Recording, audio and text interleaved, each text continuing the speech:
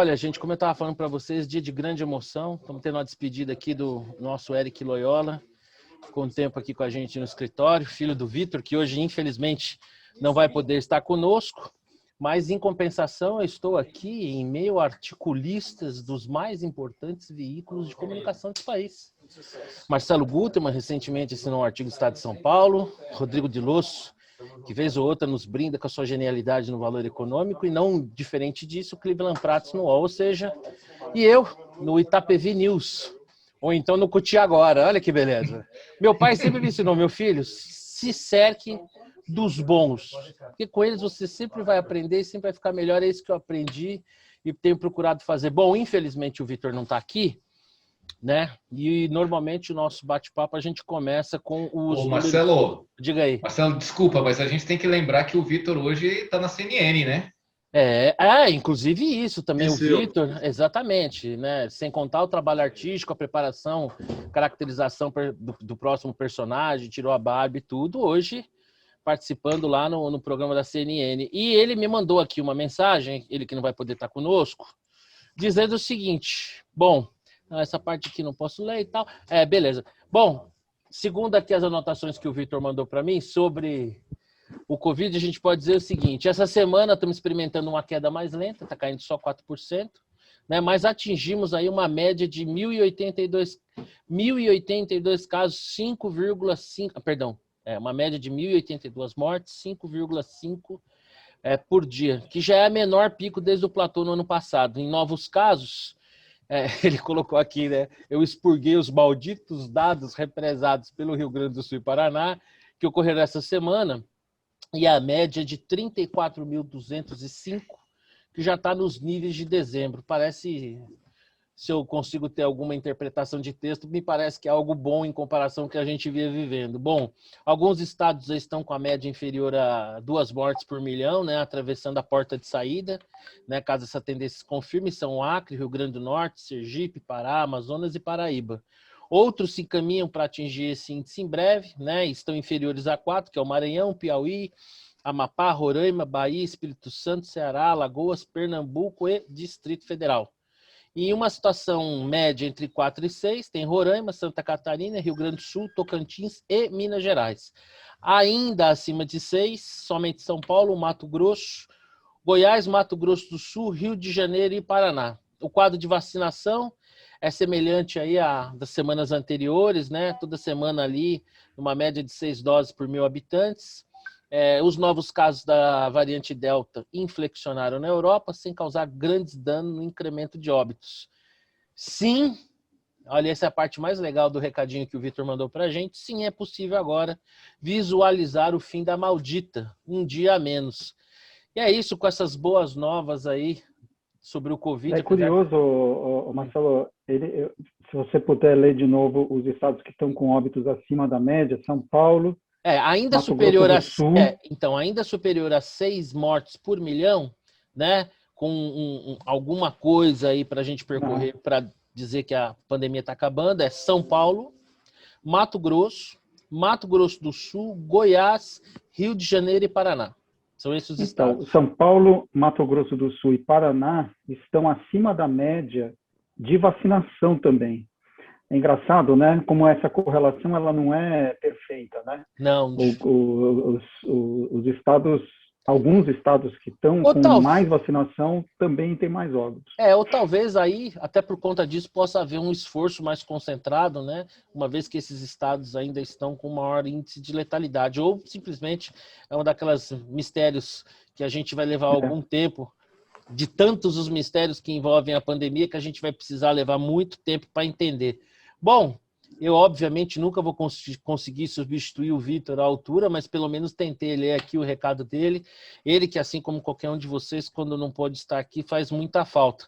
Bom, vamos seguir aqui, né, na nossa pauta semanal, que é o seguinte: eu vou precisar encontrar um termo mais adequado para me referir a isso, para não magoar o meu xará, porque com toda razão ele sempre pondera que nos trata de uma reforma, né? Um ajeitado ali, né? Mas parece que a gente tem alguma novidade aí em relação à reforma tributária, né, Cleveland? Você já sabia que eu ia até perguntar para você, né? Já estava A arrumando tributária? óculos, já sabe que quando é bola, quando o jogo aperta é para você que eu passo a bola, né? E aí, Cleveland, temos novidades boas, ruins? Marcelo, eu tenho acompanhado essa discussão, mas é complicado, né? Porque você olha para o relator, que por acaso é auditor fiscal também, né? Ele tem uma visão muito de arrecadação e parece que tem um ranço imenso contra pessoas que ganham dinheiro, né? É impressionante isso. Aliás, o Brasil é mestre em fazer esse tipo de coisa. O sucesso e a beleza hoje em dia estão sendo violentamente atacados, são imperdoáveis. E ele teve na semana passada uma crise de raiva e resolveu que até quem ganhasse menos de 20 mil, quem distribuísse menos de 20 mil de dividendos, iria pagar também o imposto sobre dividendos. Aí essa semana já parece que já as coisas estão mudando, né? Parece que veio uma pressão forte lá de dentro do Congresso. A minha leitura é que a OAB tem muita força lá e foi para lá bater tambor, foi junto com médicos e outras categorias e começaram a reclamar dessa história do imposto de dividendo com toda a razão da forma como eles estão propondo, né? Mas o que parece é que as empresas que estão no Simples, elas vão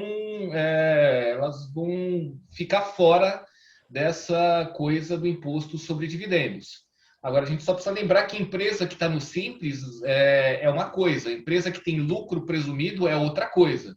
Então, você pode ter muitos pequenos empresários que estão no lucro presumido, que ou migram para o Simples e vão acabar pagando mais imposto de fato, para fugir do imposto sobre dividendos, ou vão pagar imposto de dividendos da mesma forma que os grandes. Então, é algo que a gente não sabe ainda o que vem pela frente. Tem muita pressão, tem muita crise, muita discussão. Acho que o ambiente político vai determinar muito se essa reforma tributária, se é que se pode chamar de reforma tributária, porque para mim é muito mais aumento de imposto, vai para frente ou não.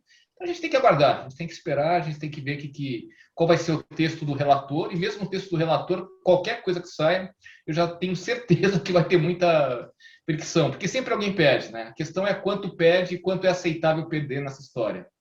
Aliás, falando sobre dividendos, né? Nós fomos brindados aí com um excelente artigo do nosso zagueiro central, Rodrigo Delosso, sob o título de Tem certeza de que tributar dividendos é melhor? E aí, professor, é melhor ou não é melhor? Eu acho que não se deve tributar dividendos de jeito nenhum. Por quê? Porque isso causa péssimos incentivos, né? Vou voltar um pouquinho. Por que não se tributa dividendos no Brasil? Antigamente se tributava dividendos no Brasil e as pessoas físicas faziam das suas pessoas jurídicas a sua própria residência, né? Colocavam todos os custos de vida na empresa, de forma a reduzir o lucro tributável e com isso pagar menos imposto. Então, o que se concluiu? Bom, talvez seja melhor aumentar o imposto da pessoa jurídica, né? E não tributar os dividendos, que, se você olhar hoje no imposto de renda, são rendimentos isentos de tributação. Por que isso? Porque é muito difícil você fiscalizar um negócio desse. Inclusive, dividendos, para a maioria das PJs, que são inúmeras, milhares e milhares de PJs que têm uma distribuição de dividendos que vamos dizer assim, em termos de valor, não é muito significativa e não vai aumentar tanto a arrecadação se você fiscalizar. Então, a Receita chegou à conclusão de que isso não era economicamente eficiente. Então, vamos deixar de tributar os dividendos, vamos tributar o imposto de renda, com a alíquota do imposto de renda e a alíquota sobre a contribuição social sobre o lucro líquido, né? Agora nós estamos voltando para trás. E voltando a uma discussão que já houve, e se chegou à conclusão que era melhor não tributar dividendos. Aí tem muita gente que fala assim, mas lá nos países, nos outros países, né, se tributa dividendos. Mas o sistema tributário é completamente diferente, absolutamente incomparável com o nosso. Já resolveram uma série de problemas. Lá se tributa mais a renda do que o consumo. Aqui se tributa mais o consumo do que a renda. É um absurdo isso. Por que é um absurdo? Porque isso onera mais o mais pobre, o mais vulnerável, né, que paga o mesmo imposto sobre o produto consumido que quem tem que ganhar mais dinheiro e tudo mais. Então, essa parte que precisa atacar, essa parte ninguém ataca. Então, esse é o problema. Mas voltando à questão dos dividendos, o Guterman também escreveu um artigo lá no Papo de Boteco mostrando que isso altera os incentivos, você vai ter menos investimentos, o investidor vai querer mais retorno, ou se não tiver o mesmo retorno, ele vai para um investimento menos arriscado, ou vai para um investimento em outros países, etc, etc. Enfim, não é o caminho tributar os dividendos, essa é a história.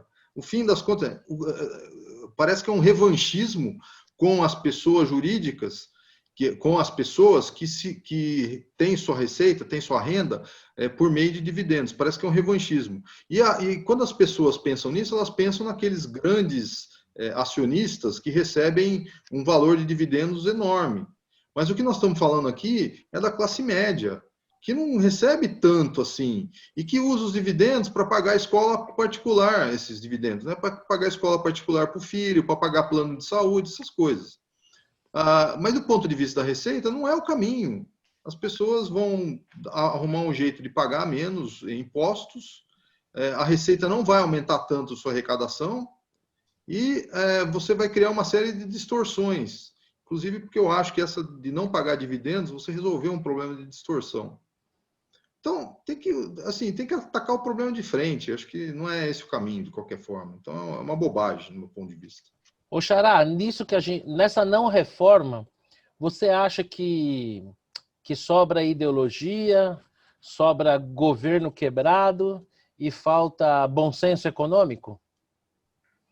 É interessante isso, porque quando fizeram a conta da alíquota do CBS, né, que era o imposto, digamos, aquele que iria unificar o ICMS com todos os outros impostos, PIS, COFINS e tudo mais, né? Se chegou a uma alíquota, se não me engano, de 26%. E, claro, é alto. Por que alto? Porque o imposto sobre consumo é muito maior do que o imposto sobre a renda, né, no Brasil. A hora que chegou nessa alíquota, teve uma grita, falou assim, não é possível, a gente não vai conseguir implementar isso aqui, né? Porque no fundo você está revelando o truque, né? O mágico está revelando o truque. Assim, olha, tá vendo como arrecado? Arrecado com essa alíquota aqui. A hora que você espalha essa alíquota em vários impostos, um emaranhado ininteligível, né? de diferentes impostos, diferentes alíquotas, diferentes fatos geradores que se sobrepõem, que tal, você esconde isso. Quer dizer, no fundo, o que é a reforma tributária? É a verdade. Assim, olha, o Estado brasileiro precisa tributar do consumo 26% de tudo o que você consome, né? E aí fica na cara que estão sendo roubados. Né? Então, por que não se faz a reforma tributária que se tem que fazer? Porque, no fundo, é revelar a verdade, né, para as pessoas. Então, isso que a gente está vendo agora é só um mambo-jumbo de, assim, não querem fazer nada. Vamos aqui mudar alíquotas, dividendo versus lucro da empresa. Putz, o que vai mudar isso, além de incentivos perversos, né, como o Rodrigo levantou? Não vai mudar isso, não dá nada. É um negócio assim, estamos aqui com o carro atolado, só girando em falso, não está avançando, não tem nenhuma racionalização do sistema, porque não interessa ter. Porque, no fundo, a hora que você racionaliza, você vai mostrar o quanto, de fato, custa o Estado brasileiro. Vai estar numa alíquota. Assim, é isso. E ninguém quer mostrar, essa que é a verdade. O resumo aí do que você está falando é o seguinte, né? Nós somos um país de cornos mansos, né? Quer dizer, o problema não é ser corno, o problema é a gente saber. Se a gente não souber, Exato. a gente vai tocando, né? Porque no fundo é o seguinte, chegou no supermercado, pegou 4 Coca-Cola ali para levar para casa, uma você deixa, né? Você paga 4, é a promoção ao contrário, né? A gente sacaneia os portugueses, mas a nossa promoção é ao contrário. Pague 4, leve 3, né? Essa é o resumo tributário do Brasil. De tudo, sinceramente e francamente falando, a mim o que me soa como mais frustrante é nós chegarmos até a reforma como pauta, que eu acho que... Porque vamos pensar aqui nos tempos de Rodrigo Maia na Câmara, né? Não se tinha pauta. Aí a gente, legal, putz, colocamos o Lira lá, mas tudo bem, velho. Era um presidente lá que seria supostamente... A pauta tá aí, só que... Né, não chegou uma reforma e você não tem nem como benefício assim, tudo bem, vamos continuar pagando o que a gente está, porque o governo está quebrado mesmo, mas pelo menos será que a gente consegue desatar um pouco esses nós, né? E nem isso a gente está conseguindo, né? Nem dar uma arrumada no arcabouço sem chegar à ingenuidade de imaginar que de fato a gente poderia ter uma queda de alíquota. É bastante frustrante, né? Vamos ver se esse debate ganha alguma atração, se consegue melhorar alguma coisa do que está aí, mas essa parece ser o cenário menos provável, né? Vamos ver aí o que o tempo nos reserva. Só para complementar, quer dizer, quando o Fernando Henrique, enfim, implementou o Plano Real, né? Eu lembro dele dizendo, quer dizer, na verdade, o Real tinha também o conceito por trás de mostrar a realidade das coisas. Porque quando você acaba com a inflação, você mostra a real. Baixou a maré, né? Todo quem está de cueca aparece, né? Exatamente.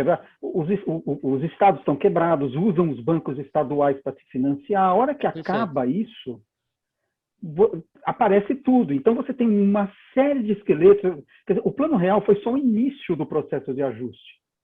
Você teve que fazer uma série de coisas, ProER, uma série de coisas depois para tirar os esqueletos e resolver os esqueletos. Por isso que a dívida pública dobrou, né? Porque afinal você teve que financiar, né, esse processo de alguma maneira.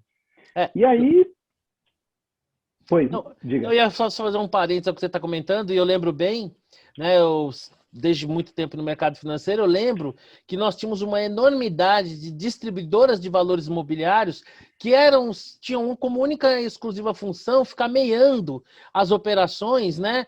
E que se escamoteavam pelo elevado nível de inflação, né? Então era um tal de entra no papel, para o papel sair do comprador para o vendedor, né? Tinha um monte de gente no meio do caminho, só dando uma mordida, e era fácil de desfazer quando você tinha uma taxa estratosférica por conta da inflação, que é exatamente o que você falou, né? E aí se você não tem, de fato, uma direção dizendo, não, chegou num certo nível que a sociedade falou, não dá mais. Eu acho que ainda não chegamos nesse nível na questão tributária / fiscal. Esse que é o ponto. As pessoas ainda... eu não sei se depende de um estadista, não sei se depende eu não sei do que depende, mas o fato é que, para acabar com a inflação, você precisou mostrar a real das coisas. E parece que não chegou nesse momento ainda, não sei. Será que... Gilberto-gianamente falando, a gente tem que tem que morrer para germinar, é isso? A gente tem que chegar num limite insuportável para ir como os outros grandes avanços se darem? Eu acho que a gente está bem próximo desse limite. A sociedade está reagindo de alguma forma ou de outra, né? Mas assim, o que me incomoda, gente, o que me incomoda é esse governo vir com propostas estapafúrdias. A anterior era a CPMF, agora é essa. Cara, não enfrenta o problema. É impressionante. A CPMF é fase 3, Rodrigo. A gente teve a fase 1. Não desistiu ainda. Virar. Então, mas assim, a CPMF é distorsiva. Se tem uma cadeia produtiva cheia com bastante fases, isso daí distorce mais ainda. Se a cadeia produtiva é mais curta, tudo menos pior. Mas, é uma atrás da outra, e nenhuma boa. Nenhuma razoável para a gente pensar. Deixa eu mostrar uma continha para vocês sobre a CPMF. Bom, um dia no Brasil, né, existiu uma coisa chamada corretagem. né, do mercado de ações, cada vez menos, né? Hoje tem uma proliferação de plataformas aí por custos residuais e tudo. Essa tabela, vamos dizer assim, essa cobrança de corretagem era 0,5%. E sobre esse 0,5%, os investidores negociavam um desconto. Então, você nunca conseguia cobrar ali 0,5%. Eram pouquíssimos clientes, algumas peculiaridades que você conseguia. Então, a maior parte dos clientes operava pelo menos com 50% de desconto desse 0,5%, que dava 0,25%. E aí você tinha uma noção do tamanho da CPMF. Porque você trabalhava para receber 0,25% e só a CPMF te comia 0,38% para você movimentar o dinheiro. E só quem trabalha com o dinheiro consegue ter essa exatidão, né, do tamanho que é esse negócio, dessa barbaridade aí, desse bicho que inventaram um dia e que, como o Jason, a gente achou que estava morto, mas ele está aí, vivinho da Silva, e provavelmente vai dar as caras, né? Os bancos não desmontaram as suas estruturas para cálculo de CPMF. Está lá. Tá só esperando. Com certeza. Tá só esperando cair uma gota de sangue, né? Tipo aqueles filmes do Drácula, né? Pra cair uma gota de sangue. Fácil. É imposto fácil. Aliás, o Guedes claramente diz isso, né? Que a grande vantagem é que é um imposto muito fácil de você se recolher, né? Além disso, do imposto ser muito fácil, é algo que, se você parar para pensar, as pessoas, em geral, sentem menos. Então, não vem como imposto de renda 20%, 30%. Tem aquele zero pouquinho que as pessoas não estão entendendo que elas estão pagando zero pouquinho. Eu falei que o brasileiro, ele é, por natureza, um corno manso. Esse é o problema, cara. É impressionante. Mas, assim, eu fico, assim, me incomoda, né? Porque, assim, cara, a gente pensava que o ministro da Economia, ele ia, sei lá, impor uma certa racionalidade nisso tudo, né? Como considerando a origem e a escolaridade dele, né? Quer qual? Vai caçar o diploma dele, hein? Quer qual? Da onde que é? Não, parece que ele fez doutorado em Chicago, mas eu acho que foi em Harvard. Chicago linha. Ele fez. Cara, que doutorado é esse, cara? Não existe isso. Não, e o que é pior, eu acho, que dessa reforma tributária que não está rolando, né? É que ela também não está rolando porque ela deveria ser tida como uma irmã siamesa da reforma administrativa, né? Porque, no final das contas, o problema não é o quanto a gente arrecada, né? O problema é que a gente gasta demais, né? Então, seriam duas coisas que deveriam estar muito amarradas, e se a reforma tributária patina, administrativa, a gente pouco ouve ou nada tem, né? Então, bom, vamos ver aí o que nos reserva o segundo semestre, mas o cenário provável não é dos mais otimistas. Ainda que parece que a economia está retomando aí, geração de empregos aí, parece que tem vindo bons números. Bom, vamos falar então de uma reforma que essa sim, né? Tá aí a todo vapor e que se danem os escrúpulos, né? Vamos falar da reforma ministerial. Agora eu vou fazer o seguinte, vou começar pelo Xará. Xará, na semana passada a gente falava lá do Ciro Nogueira, não era uma certeza, chegou até a se ventilar a possibilidade que ao invés da Casa Civil ele iria para a Secretaria de Governo, mas no final não, ele está ali do lado da sala do homem, no ventre da besta, né? Ele que está ali, tem uma carreira impoluta, tem um selo Renan Calheiros, né, de vida pública. Eu queria suas considerações. O que será do futuro? Esse movimento, ele dá uma solidez política ao Bolsonaro, de forma que a gente possa esperar alguma coisa? Estou só fazendo a pergunta, eu já sei a resposta, mas é só para ajeitar, tá? Esse acordo político, ele dá uma solidez ao Bolsonaro, de que a partir daí ele tem, de fato, uma base parlamentar sólida, talvez até para avançar nessas reformas que a gente está acusando aqui que não caminham? Ou, na verdade, está tudo dominado? Então, assim, para ter base parlamentar, ele não precisava ter dado a Casa Civil para um dos principais líderes do Centrão, né? Quer dizer, você tem outras formas, né, de ter uma base parlamentar. Esse cargo especificamente é aquilo que eu escrevi, é quase um semipresidencialismo aqui, né? Porque quem vai tomar conta do ministério, enfim, E pior, quer dizer, você não tem muito limite, né? Já estão falando de ressuscitar o planejamento, teve que ressuscitar o trabalho, não tem um limite. No fundo, é como um sequestro, que o cara pede um resgate e você dá o resgate, o cara pede mais, porque afinal o que está valendo ali é a vida do Bolsonaro, né? É a permanência dele no poder. Ele está acuado, né? Com a CPI, com uma série de pedidos de impeachment e tal, ele está se cuidando. E talvez com a esperança de ter o Centrão do lado dele para as eleições, né? Então ele vai... É engraçado como são essas coisas, porque ele era o candidato anti-establishment, né? Ele encarnava o anti-establishment, além do antipetismo, em 2018. A bandeira de anti-establishment ele perdeu, né? Portanto, lhe resta o antipetismo. Ele não tá, no fundo, ele está acuado, não tem muita saída, está pagando resgate e vai continuar pagando resgate porque ele não tem muita saída, é isso. Rodrigão, vou fazer o sentido contrário agora. Você concorda com o Xará que vamos dizer assim, esse avanço do Centrão é mais para salvar o mandato do que para garantir a base e avançarmos? Eu concordo. Assim, Centrão, assim, não tem muito o que acrescentar ao que o Guterman falou. Eu já disse, né, nossa última conversa aí, o Bolsonaro capitulou, o Centrão vai se apoderando, vai jogando os seus tentáculos onde ele pode, não tem resistência. Quem poderia resistir, não sei o que está fazendo, que não consegue resistir e também não pede demissão, que deveria pedir. Então ele vai se apequenando, né?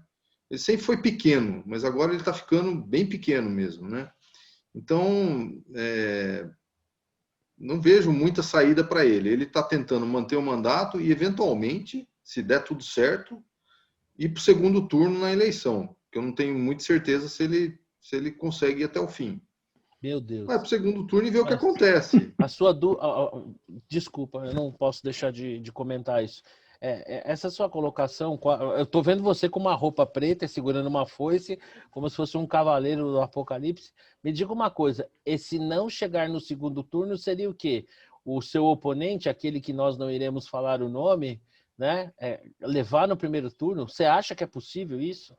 Não acho. Não, aquele não vai levar no primeiro turno, mas vai para o segundo turno. Esse que é meu ponto. Então ele está tentando participe da eleição, né? Quer dizer. Oi? Uma vez que participe da eleição, só para colocar um pouquinho de pimenta. Eu vou sustentar isso aqui até a reta final para ver o que vai dar. Eu acho que não vai participar. É o jeito dele não ir preso e não morrer na cadeia, né? Não ir preso ele não vai. Isso aí já é página virada. Já tá tudo certinho. Não sei. Depende de quem vai. Tá tudo dominado. Para. Os caras têm dinheiro tocado em tudo que é canto. Tá tudo certo. Isso aí não tem erro. Já foi.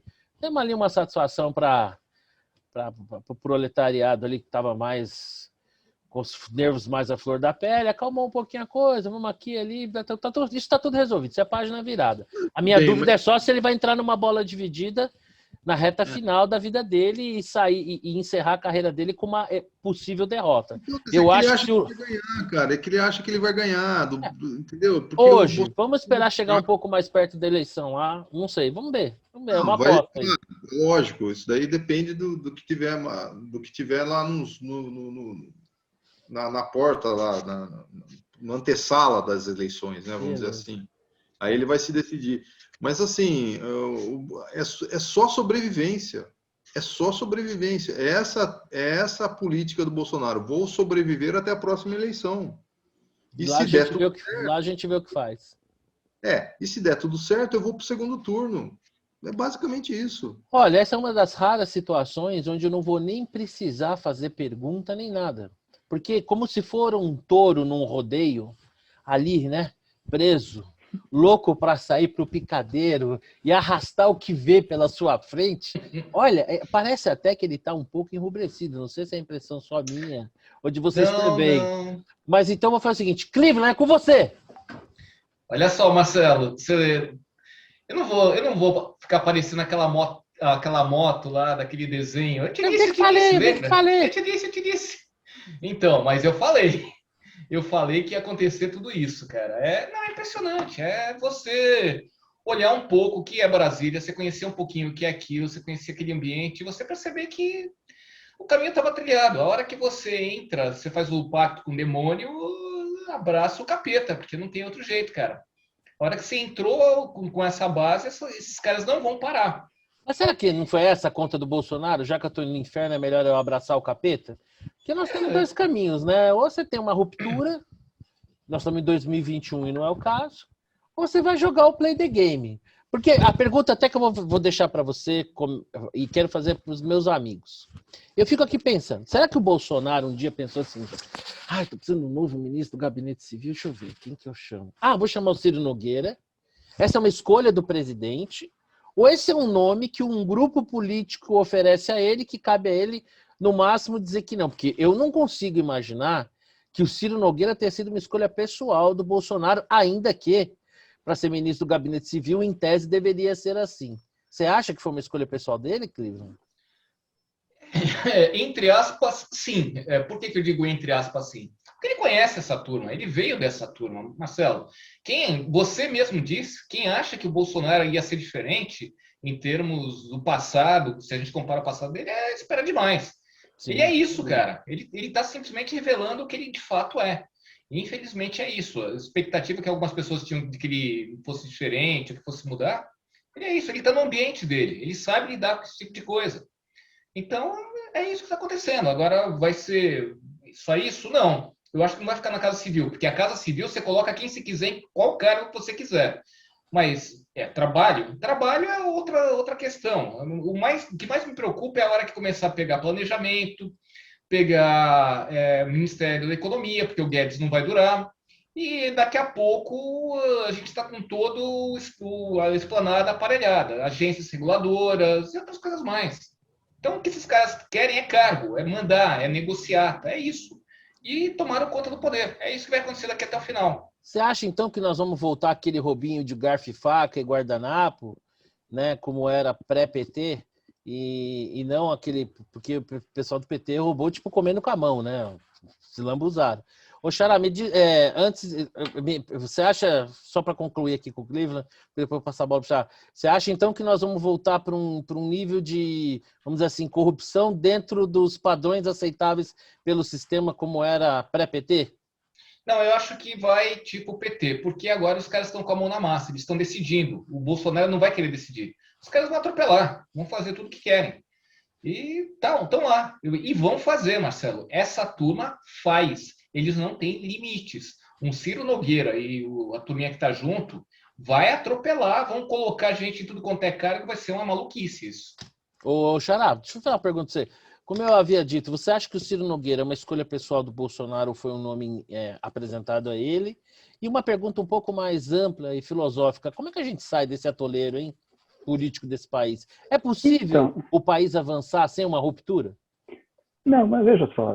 Primeiro, tanto faz se foi escolha dele ou foi um nome imposto pelo Centrão, porque, de fato, o problema está em oferecer a Casa Civil, ou não oferecer, mas que o grupo político que o apoia ter exigido a Casa Civil, né? Esse é o problema. Se foi escolha dele ou não, tanto faz. O fato é que a moeda está muito caro, né, esse resgate. Esse é um ponto. Agora, com relação à pergunta mais ampla, veja, em qualquer lugar do mundo, o regime democrático exige composição. Né? Você precisa ter uma maioria no Congresso para poder governar, para poder implementar o seu programa de governo. Né? Você foi eleito com um determinado programa, você precisa implementá-lo, você precisa de ter maioria no Congresso para isso. Então, você precisa fazer composição, não tem dúvida. E essa composição, ela custa. Ela vai custar tão mais caro quanto menos você tiver, digamos assim, uma direção, né? Um plano de governo, alguma coisa pelo qual você vai lutar. Por que eu digo isso? Porque se você tiver realmente um planejamento, né, de longo prazo, não, eu quero chegar ali, né, eu quero fazer isso, eu quero fazer essas reformas, eu quero fazer, né, você vai atrair, em tese, os parlamentares que são simpáticos a esse programa. Tanto que, quando você tem... Eu não vou colocar aqui o PT, porque o PT não é exemplo para nada, eles são hegemônicos, eles compram os deputados, né? Então não é o caso. Mas o Fernando Henrique, quando ele governa e ele se elege com o PFL, né? O PSDB escolhe o PFL como parceiro, no fundo eles têm um programa, eles têm uma direção e atraem outros deputados em torno disso. Significa que não distribui cargo? Não, significa que esse grupo vai dividir os cargos com um determinado plano na cabeça. Uma agenda. Agora, uma agenda. Qual é a agenda do Bolsonaro? É armas, sei lá, essas coisas, um negócio de radar, é isso. Vai me dizer que o plano dele era fazer uma reforma da Previdência, uma reforma tributária. Não era. Assim, não é o Bolsonaro. Né? Marcelo, posso? Pois não. Não, só para complementando o que você está falando, para não perder o foco aqui, o que você está falando é totalmente verdade, mas na Casa Civil, quem que você tinha? Você tinha pessoas que vetavam um monte. Você tinha desde Pedro Parentes até o Carvalho antes, eu não me lembro. O Gilberto Carvalho. Exatamente. Essa turma, ela fazia uma limpa. Segurava um monte de nomes. Então não ia essa maluquice que está indo para tudo quanto é lugar. Deixa eu fazer uma observação aqui, bem da verdade, né? No caso do Fernando Henrique, o Clóvis Carvalho e o Pedro Parente, eles tinham uma função. Eles tinham uma função. Clóvis Carvalho. Eles tinham uma função naquela época, na Casa Civil, que era diferente do que foi nos governos do PT, no governo do Temer e agora no governo do Bolsonaro. No caso do Fernando Henrique, né, se a gente puxar pela memória, a Casa Civil ela não tinha o papel de coordenação política, ela coordenava a máquina governamental. Né? Tanto é que estavam até falando a possibilidade do Ciro Nogueira ir para a Secretaria de Governo, que no final das contas não muda muita coisa, o que muda é o que o cara vai fazer lá. Então, o Pedro Parente, naquela ocasião, a coordenação política do governo Fernando Henrique Cardoso estava em outro lugar dentro do governo, não estava aí, entendeu? Mas eu concordo com o Xará, eu acho que se você tem uma agenda mais clara, e se você tem uma coordenação política e cria ali uma tendência, você começa a levar a gente na rabeira dessa tendência. E, de fato, no caso do Bolsonaro, como ele nunca foi, de fato, um liberal, né, a aposta era que o Guedes tivesse ali, ao longo do tempo, uma musculatura e uma relevância, resiliência ele tem, tá aí até hoje, né, para que ele, de fato, o governo fosse mudado. Teve uma pandemia que a gente não pode deixar de levar de consideração, que realmente acabou, em alguma maneira, atrapalhando um pouco, mas também o pouco apreço do Bolsonaro, né, por essa agenda liberal, ele que nunca foi um liberal, também teve seu peso. Ô, Rodrigão, para não deixar de perguntar para você, né, tem gente que acha ali que com cabo e com soldado resolve, né? Eu, particularmente, acredito que a democracia é um caminho longo, lento, que vai a passo de cágado, mas me parece ser, a meu ver, pelo menos, a única opção razoável. Né? Então, em 2021, a gente não pode abrir mão de algumas conquistas civilizatórias, como especialmente é o caso da democracia. Mas, assim, como é que a gente sai? Eu perguntei para o Xará aqui, ele deu ali um norte, o que a sua impressão também. Como é que a gente sai dessa encilhada, né? Porque parece que a gente tem uma classe política que se renova, mas não se renova muito, né? Como sair desse... A gente vê essa questão dessa Senado e STF, né? Que ali, ó, você não me ferra que eu não te ferro. Como é que a gente sai disso, hein? Essa é uma pergunta difícil. Por isso que eu perguntei, né? Porque eu sei que eu passei o pepino aí, né? Não, assim, vamos colocar da seguinte maneira. Se você vive numa democracia, a saída é a democracia. Eu acho que tem uma pergunta anterior. A gente vive realmente numa democracia ou a gente vive num regime autoritário de 11 pessoas no STF que meio que fazem o que quer? sabe? Não existe independência entre os poderes. Então, o Senado é subordinado ao STF. Existe é um fato. a sensação que a gente tem no Brasil é que existe uma dependência entre os poderes, né? É um fato. A tal da harmonia que está prevista na Constituição entre os poderes é um eufemismo para dependência. E queria um conluio. Exato. É um eufemismo. Então, assim, eu fico imaginando... Mas esse Teletubby tá assanhado, isso é um subversivo. Depois é perseguido nas redes sociais. Sabe por quê? Aí fica culpando o algoritmo. Censurado, né? Censurado, fica culpando o algoritmo. Então, assim, só para completar, esse eufemismo, né, da harmonia entre os poderes, que no fundo é uma dependência, é uma interdependência entre os poderes, é por isso que o executivo obedece o STF, mesmo tendo a Constituição ao seu lado para peitar o STF, ou no caso o judiciário, de um modo geral, e o judiciário vai no legislativo e manda prender deputado, quando não tem razão para prender deputado, e o legislativo não faz nada. Eu me pergunto se nós estamos, de fato, numa democracia. Se a gente está numa democracia, o caminho para superar esse problema é a democracia. Mas se a gente não está numa democracia, eu não vejo um caminho muito bom para superar isso aí. Puxa vida, fiquei sem palavras agora. Eu acho que isso dá o caminho é melhorar a democracia.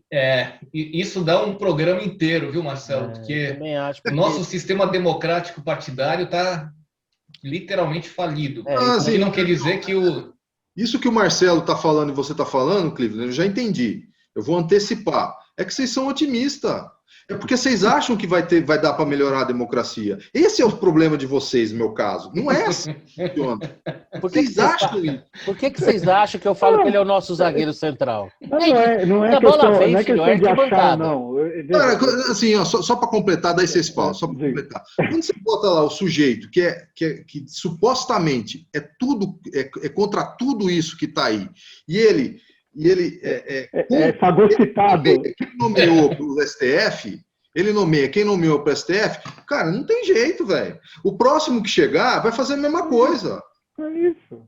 Deixa eu fazer uma perguntinha rápida aqui para a gente poder começar a falar de coisas mais legais, que é a seguinte: não tem nada combinado, ninguém é obrigado a responder. Mas, por exemplo, Marcelo Gutermann, fique à vontade em responder. Se o senhor hoje, se a cada cidadão brasileiro fosse dado o direito de escolher um candidato, seja ele quem bem fosse, para presidir o Brasil, quem seria o seu candidato? Não precisa ser político, não precisa ter um partido, não precisa só precisa estar vivo, né? Porque aí senão daqui a pouco o John Lennon, Jesus Cristo, aí não vale. Mas assim, dentro do que está aí, assim, quem seria um brasileiro que você fala, poxa, tá aí, um brasileiro... Claro, e assim, eu estou falando muito mais de forma idealística, né? Porque a gente vê que nem só de boa vontade se resolve, porque, afinal de contas, fosse assim, talvez o destino do Moro no governo tivesse sido melhor, né? Não teria se mostrado tão frágil politicamente como, a meu ver, se mostrou. Mas quem seria o seu candidato ideal? Eu escolho aqui o meu candidato. Tem a cédula lá, eletrônica, você pode digitar o nome do caboclo. Qual é que era? Como é que é? É pesquisa espontânea de voto, né? Isso! Você fala assim, em quem você vota? Em quem você vota? É pesquisa espontânea, né? Quem seria o seu candidato? Então, eu vou dizer as características. Eu não me ocorre um nome agora. É um tucano, mano. É um tucaninho, ó. Deixa eu falar. Primeiro, precisa ser um político. Certo. Porque precisa ser profissional da política. Certo. Eu não acredito em... outsiders. Pessoas... Não, porque às vezes a gente pensa, não, aquela pessoa que eu admiro muito, sei lá, é um escritor, é um jornalista, é um cara... Esse cara, as ideias são excelentes, tal. Não é questão de ideia. Ideia é de graça. O problema é você executar. É uma coisa, você vai colocar como CEO de uma empresa um cara que nunca trabalhou numa empresa. Não vai dar certo. Precisa ser um cara que... E mais, né? Tem gente que acha, não, o cara foi CEO das Picas das Galáxias da empresa, então ele vai ser um bom presidente da República. Não vai, porque empresa é diferente de país. né? Então você precisa ter um político, um cara que se criou na política, que ganhou eleição, que sabe fazer acordo político, que sabe conversar, né? Aí precisa ver, você restringir o universo, né? E aí eu preciso pensar em nome. Tá bom, então a De semana fato, que não vem. tem nada, mas Tudo bem. Por hoje já você escapou. delineei. Por hoje você escapou, semana que vem você me fala o nome. E aí, Cleveland, Perfeito. qual seria o seu candidato ideal? Eu O, votaria no... o Xará abriu aqui a tendência, né? Vamos dar aquela moretada, mas beleza. Quem seria o Vamos lá, seu candidato? Para mim, eu não tenho dúvida, é o Gutermann. É o cara ideal para presidir o país. Putz, Eu beleza. voto nele assim. Caraca, meu, você tá brincando. Não tem a mínima condição. Que isso? Tá bom. Mas falando sério, gente, eu vou contar uma historinha para vocês. Pode parecer uma bobagem, tá? Mas como eu trabalhei Xará, diretamente... você seria pragmático o suficiente para assumir o posto. Pode falar, Cleveland. Mas como eu trabalhei diretamente com ele, vocês podem não acreditar, mas eu nunca vi uma pessoa tão política no bom sentido como o Pedro Malan. Ele tinha uma capacidade de fazer um terremoto virar uma coisinha simples assim. A quantidade de vezes que ele acalmou situações no Congresso, vocês não têm noção do que o cara fazia. Então, por que eu estou falando isso? Porque às vezes a gente não imagina, às vezes não tem a pessoa como uma pessoa política, é uma pessoa técnica. E ele, várias vezes, ele foi responsável por apagar incêndio. Mas, ao mesmo tempo, quando ele ia ao Congresso e ele tinha que dar porrada, ele dava. O Mercadante apanhava, assim, à torta direita, quando levantava a voz Já com gostei. ele. Pois é. Então, era um cara que as pessoas pouco conhecem, mas quem conviveu com ele sabe a capacidade política desse homem. Eu estou falando isso simplesmente para dizer, olha, o cara pode ter um perfil técnico e pode ser político ao mesmo tempo. Não tem nenhuma contradição nisso, tá? Uhum. Então você aprende a lidar com a situação e você leva as coisas para frente. Se você me perguntar, Marcelo, tem alguém ideal? Você fale assim, olha, é o cara perfeito. Eu não acho que tem um cara perfeito. Mas o que eu estou vendo é que tem alguém que está conseguindo movimentar um pouquinho o ambiente político de uma maneira diferente. Eu estou olhando um pouco para o Rio Grande do Sul. Para esse cara novo, com todo o perfil que ele tem, que as pessoas podem falar, mas eu acho que esse cara tem um perfil político para conseguir um mínimo de consenso em algumas coisas. Tá? Não que eu vá votar nele, mas eu acho que o que menos se distancia... Perceba que eu não estou falando que o que mais se aproxima. É o que menos se distancia de algo absurdo. Atualmente é ele, na minha visão. Como é que a gente diz? Suaves notas de tucanês. Né? É um biquinho laranja aqui, né? Uma peninha preta ali, né? Gosta de comer... Na boa, terceira via é tucano. Entendi. É o tucano enrustido. Não é assumido assim. Enrustido ou assumido. Enrustido ou assumido, tanto faz. Deixa eu perguntar para o nosso zagueiro central. Se é para falar de terceira via, quem tem força ainda para ter alguma terceira via, está lá. Porque de resto você vai falar em quê? O novo, por mais que eu vote no novo, e eu voto no novo, a minha pergunta era a seguinte: se você pudesse escolher um candidato para o Brasil, vocês estão tucanando, beleza? Mas aqui a minha esperança reside no nosso zagueiro. Porque o nosso zagueiro não tem toquinho pro lado, não. Não tem conversinha mole, é bico para frente e é da medalhinha para cima. Rodrigão, com você, o seu candidato a presidente da República. Cara, é muito difícil isso, né? A minha tendência é responder que vai perder uma Copa. Hã? A minha tendência é responder assim, que vai nascer. Vai nascer ainda. Tá. Vai nascer. E é provável que seja essa a verdade mesmo. Mas você falou que não podia ser gente que não estava viva, né? Então quem vai nascer não está vivo. Então eu vou tirar essa possibilidade, certo? Eu mais ou menos...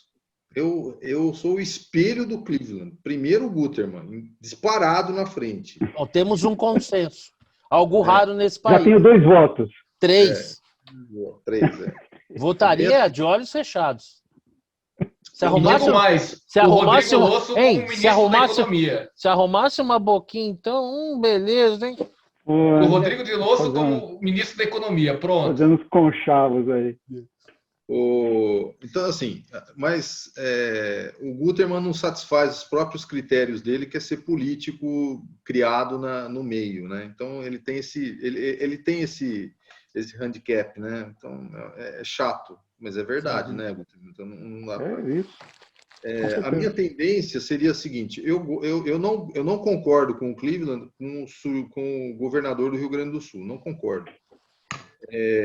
Mas se fosse para ter alguém assim, eu gosto muito do Vinícius Poit e gosto do Marcel Van Hatten, se fosse para ser alguém do Novo. Eu gosto dos dois, de modo geral.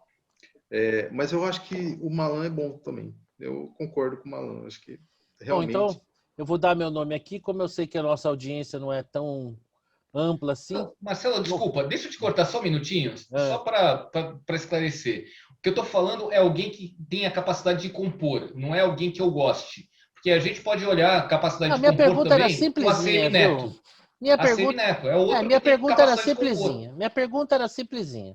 Se você pudesse preencher, ao invés de pegar um candidato lá prévio e digitar o nome na urna, quem vocês teriam digitado? Aí vocês tucanaram, bateram asa, comeram um coquinho, pousaram ali no moinho, olhou para um lado, olhou para o outro, beleza, normal, tudo bem, cada um responde como quer. Então, assim, como eu sei que a nossa audiência não é das maiores, e como eu sei que essa minha amiga não vai ficar, muito provavelmente ela não vai ver esse vídeo, ela não vai ficar brava comigo, um nome que eu tenho muito apreço, que eu acho que é um cara incrível, que carrega uma tremenda experiência no setor no qual ele se destacou, mas que entende muito de mundo, de Brasil. Eu acho que um cara assim seria o Dr. Roberto Rodrigues, que foi ex-ministro da Agricultura, aliás, o primeiro ex-ministro da Agricultura do Lula. Eu acho que ele é um cara que reúne uma série de atributos. Um homem dedicado, íntegro, muito experiente de vida, já estou no governo, já estou na vida pública. Eu acho que é um cara que tendo sido ministro, conhece os meandros, seria um candidato meu. A filha dele, minha amiga Marta, se ouvir isso, vai ficar putíssima comigo, mas é só uma ideia, muito provavelmente ela não vai ver, então tá tranquilo. Esse seria um nome. E acho que, assim, não fosse a pouca experiência política, né, a pouca idade, eu acho o Marcel um cara absolutamente, assim, fora da curva, né? Quem dera a gente tivesse, tanto, mesmo na esquerda, gente do nível do Marcel Van Hatten, né? Com a sua honestidade intelectual e tudo, né? Se a gente tivesse na oposição pessoas republicanas como o Marcel, certamente teríamos um país melhor. Bom, vamos falar agora, chega, né, de política aí, de assuntos chatos, mas que nem por isso deixam de ser importantes, e vamos falar das Olimpíadas aí que começará a pegar no breu, né?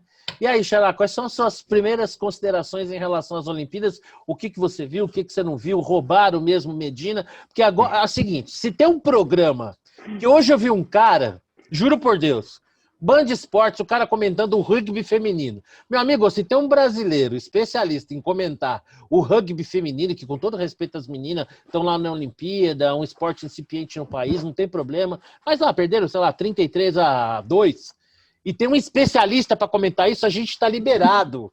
Podemos comentar qualquer coisa. Ontem eu estava assistindo o Arco e Flecha, sensacional. Depois eu conto para vocês demais. Xará, fique à vontade, comente o que você bem entendeu, o que você achar. O japonês lá, roubaram o Medina, não roubaram. Suas considerações aí em relação à Olimpíada. Não tem VAR, né?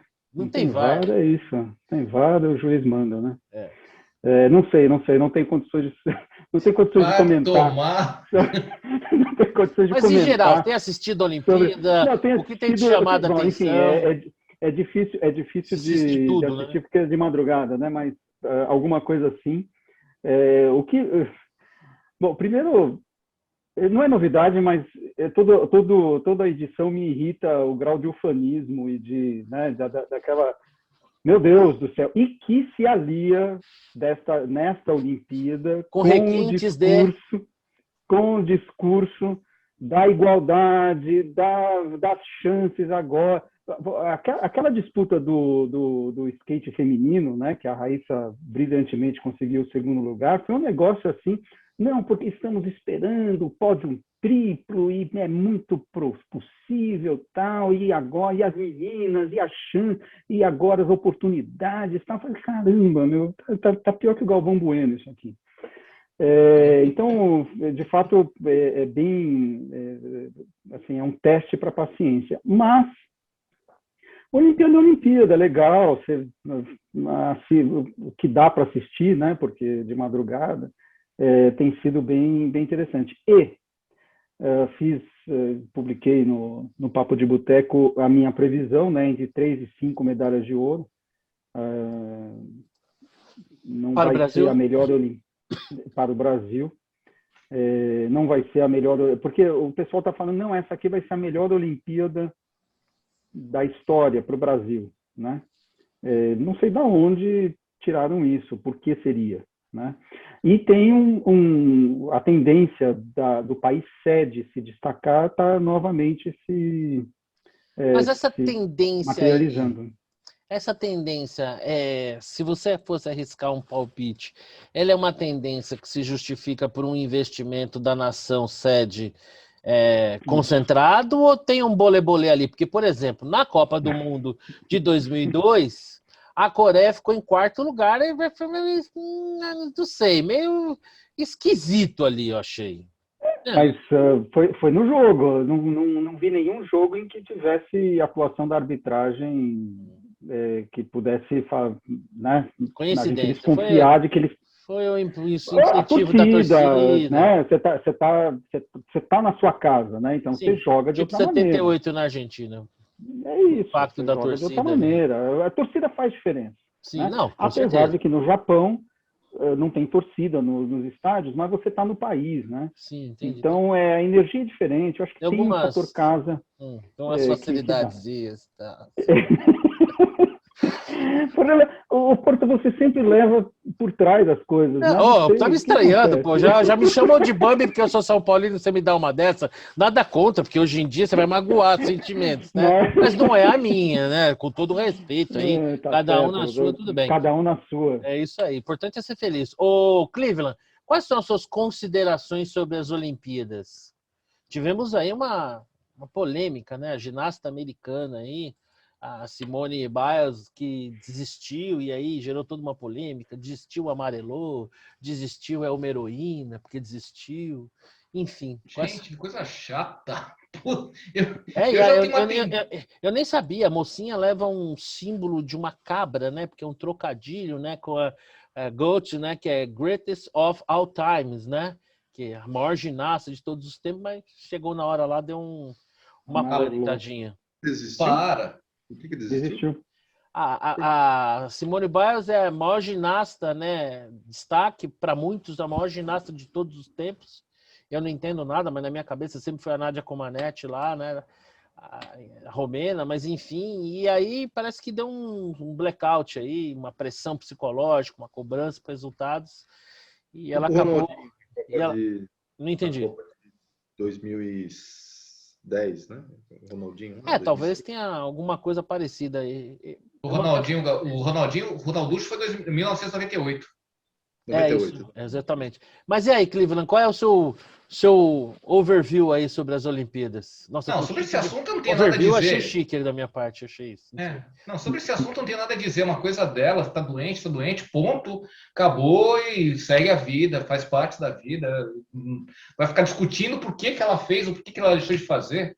Gente, que coisa chata, que assunto chato, essa coisa que fica na internet o tempo todo, né? O pessoal discutindo em rede social. Mas com relação ao que eu tenho visto da Olimpíada, confesso que eu tenho visto muito pouco. Ontem, por acaso, foi ontem à noite, que estava, por acaso, com insônia, eu vi a luta daquela menina brasileira no judô, que ela perdeu, que ela chorou e tudo mais. Mas ela levou o bronze, né? Não sei, não vi. Ela levou bronze? Levou o bronze, ela perdeu para medalha. Hoje? Ela perdeu para quem levou o ouro, né? E ela levou o bronze. Aliás, lutou muito bem. Eu vou falar aqui o nome dela. Puxa vida, me deu um branco aqui agora. A Mayra Guiar. Mayra Guiar, é isso aí. Não, e tudo virou roubo agora, né? Tudo virou roubo, não pode ser erro. Agora é roubo. E o que me chamou a atenção nessa discussão chata foi a esposa do Medina, né? Eu acho o Medina fantástico, um puta cara, não sei o que, isso, aquilo. Mas para que ela vai falar que foi roubado? Porque no surf é fácil roubar. Ou seja, o que ela está dizendo que tudo que o marido dela ganhou ao longo do tempo pode ter sido Foi roubado. Porra! Vamos parar com isso, gente. Parece Vamos levar. a Fernanda Montenegro na cerimônia do Oscar, toda produzidona lá nos Estados Unidos, depois fala, jamais daria um prêmio para mim contra Vamos aquela. parar com isso, vamos levar a vida de uma maneira mais leve. Para com isso. Foi lá, né? Não precisava. Eu também acho uma fala que assim, o nosso especialista em surf, Victor Loyola, trocava mensagens comigo, madrugada dentro, lá no nosso grupo Papo de Boteco, e ele, como um atento observador do skate, no exercício pleno da sua tudologia, de skate não, do surf, tudo é a mesma coisa, um tem água, outro não tem. E ele ali no exercício da sua tudologia dizia, poxa, eu acho que a manobra do Medina foi mais complexa do que a manobra do seu concorrente japonês, e discutimos ali. E a grande curiosidade é que aquela discussão que a gente tinha ali, eu fui dar uma olhada no Twitter, era a discussão que estava rolando. Mas o fato é que, assim, foi muito tem uma subjetividade mesmo, né? E o rapaz também foi muito feliz. Ele teve uma onda muito boa, melhor que a melhor do Medina. O Medina ficou mais mediano entre as duas notas que são válidas, né? Você tem a bateria ali de 25 minutos e se aproveitam as duas melhores notas. E realmente, o japonês ele teve uma nota melhor que a melhor nota do Medina, e a segunda nota pior foi pior que a pior nota do Medina. Então, ele acabou levando por uma diferença. Ô, Rodrigão, e você? O que tem visto aí das Olimpíadas? Olha, não tenho visto muita coisa, porque apesar Verdade, né? Grupo de véia é assim mesmo. Não é... Na hora, é tudo dormindo. Como eu disse da outra vez, eu só assisto Olimpíadas em anos pares. Verdade. É a sua especialidade de comentar Olimpíadas em anos pares. Exato, exatamente. Quando é ano ímpar, eu já fico com dificuldade. Mas eu queria fazer duas observações. Observe. Primeiro, atletas se recusando a lutar com israelenses. Absurdo. Esse eu não vi. Fim da picada. Do judô. É o fim da picada. Foram dois, pelo menos, né? Não sei. E não é algo novo, né? Diga-se de passagem. É o fim da picada. É uma atitude totalmente antiesportiva. Deveriam ser banidos do esporte. É uma atitude que revela preconceito, né? Revela antissemitismo, inclusive, e não deveria ser... Então, assim, enfim, é um absurdo, cara. É um absurdo tão grande que nem tenho o que dizer, entendeu? O esporte é congraçamento, especialmente esporte olímpico, né? Então... Aí o Estado de Israel foi criado em 1948 e o sujeito ainda quer negar que existe o Estado de Israel. A gente pode não concordar com a criação, mas não dá para negar, né? É duro. Se você for eleger, assim, me diga um país que não tenha podres. Sim, é absurdo. Não tem isso. E é além. Você pode inventar, você pode acusar qualquer um de qualquer coisa e dizer, não, com esse eu não luto, não vou competir. O que nós brasileiros fizemos na Guerra do Paraguai. Né? Pois é. Né? Então, e no caso de Israel, Rodrigão, se você me permite, é pior, né? Porque não é que eles não reconhecem, né? Eles pregam o extermínio. É absurdamente pior. E levar isso para o esporte é deplorável. Total, é a antítese do esporte, né? Exatamente, antítese perfeito. Pelo menos do ponto de vista filosófico. Não estou dizendo que na prática seja assim. Mas a segunda observação é que eu não sei se eu imagino que eu vi um robô lá fazendo cesta, até botei na minha timeline lá no Japão, e eu achei muito legal que está chegando Exterminador do Futuro. Deixa eu fazer uma pergunta, sério. Vocês desculpa, tá? Se for uma pergunta, assim, se eu estiver abrindo meu coração aqui e demonstrando com isso uma certa jequice, se eu estiver sendo jeca. Mas eu vou confidenciar um negócio pra vocês. Ai, me deu uma má impressão aquele robô lá, bicho. Que isso, cara? Que robô consegue fazer o que ele fez? Você viu isso, cara? Meu, é impressionante, Xará. Depois eu vou achar esse vídeo e vou te mandar. Fizeram um robô lá, colocaram com uniforme de basquete, meu amigo. Robozinho pegava a porra da bola, pá, cesta, sem bater no aro. Mais distante. Meu, eu tava do meio da quadra mandando bola dentro, cara. Impressionante, cara. Exatamente. Eu fiquei até com uma má impressão, sabe? Você vê aqueles filmes do Exterminador do Futuro, pô, acho que talvez um dia vai dar uma merda aí mesmo, viu? Mas era subversivo o Teletubby, não? Mais ou menos, viu? Mais ou menos. Você sabe que o...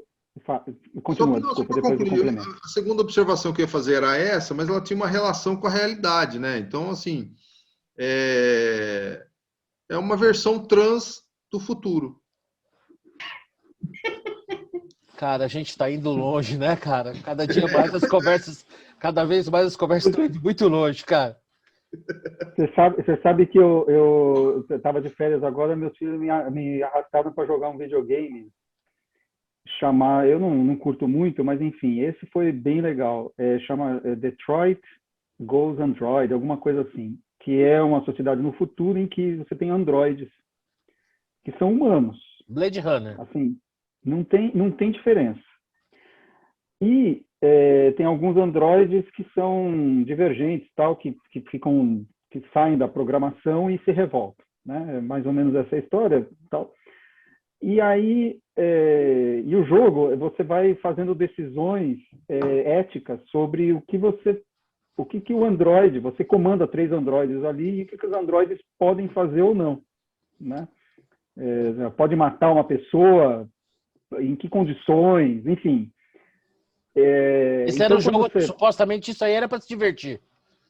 Isso, exato. Tá. Eles me colocaram para jogar para saber que decisões que eu tomava.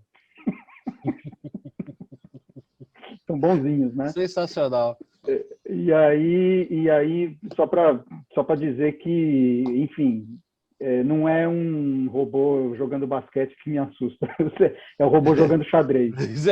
Tá bom, é uma boa ponderação, é verdade. Bom, da minha parte aqui, das Olimpíadas, assim, eu acho Olimpíadas legal pra cacete, mas as narrações são insuportáveis e estão cada vez mais insuportáveis.